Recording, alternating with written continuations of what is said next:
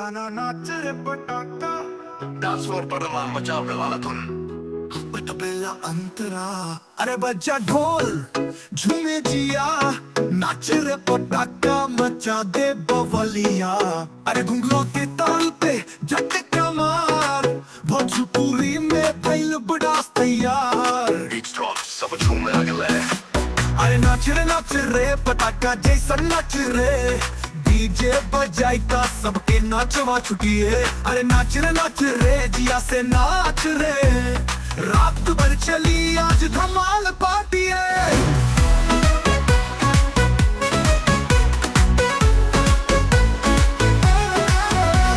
Tension भूल के झूम बेगा दी जान, बीट पे झूम मेरे साथी के संग उठाई रंग। भोजपुरी धमाका दे भोकाल भगम, रीम से बिग दिल और फिर बवाल एक्सप्लोजन। अरे एक बार उठा के हाथ सब बोल वो भोजपुरी डांस जबरदस्त, बता दी दुनिया के हमरो नाम, भोले के भक्तन के डीजे धाम।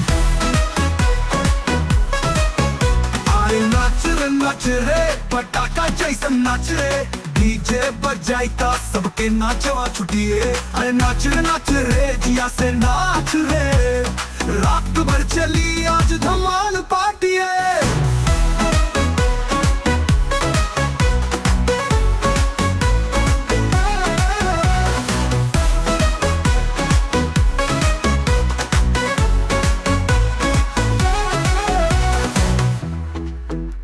अरे नाच रे पटाखा जैसा नाच रे, डीजे बजाइता सबके नाचवा छुटिए। अरे नाच रे जिया से नाच रे, रात भर चली आज धमाल पार्टी है।